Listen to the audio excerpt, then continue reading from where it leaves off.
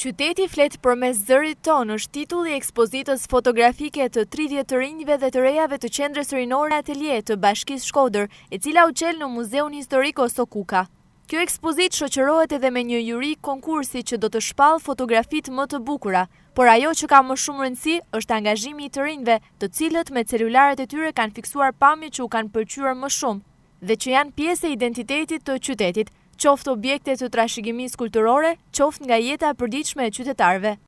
Ne duam t'japim një mesazh që të rinjt, jo vetëm që nuk janë pasiv, por kanë edhe një qasje tyre artistike, jo vetëm për fotografinë si një art, por edhe për vetë qytetin tonë, qytetin e Shkodrës, që të gjithë e dim që ka shumë për të shpalosur dhe shumë për të dhënë. Vetë nga tematika e këtij konkursit, fotografitë janë të vendosura më shumë brenda qytetit Shkodrës, kemi edhe pjesë nga ura mesit, nga Gjuadoli, është një lagje e preferuar për të rinjt, në fakt, ndoshta edhe për vetë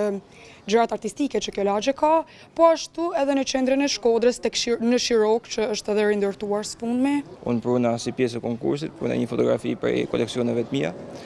ku pasqyron domethënë një zotni duke mlu mas mirashi u zonjës vetë, teksa po ecin në pjacën e Shkodrës. Edhe mu duk një ide e bukur, një kandidaturë e mirë për këtë lloj konkursi edhe shpresoj që edhe të tjerë të jenë të kënaqur. Unë mendoj që Kaloja është një diçka historike shumë e bukur për qytetin e Shkodrës, flet shumë për kulturën edhe historinë e qytetit tonë, edhe mendova që pse jo mas më e pru edhe sa tek ky muze, të kjo vend që është shumë e rëndësishme në qendër qytetit Shkodrës, edhe thash që nga që unë kam shku me shoqëninë time, mendoj që është shumë e rëndësishme që edhe njerëz të tjerë ta shohin se sa bukur e ta shohin pse unë mendoj që Kaloja është ndër gjonat më të bukura që unë do kisha thënë për qytetin e Shkodrës. Për Rozafa Shpuzën, fotografe e njohur dhe antare e jurisë, është shumë e rëndësishme që të rinjtë dhe të rejat e apasionuar pas fotografisë në Shkodër vazhdojnë të frymëzohen nga dinastia e Marubëve. Ideja që janë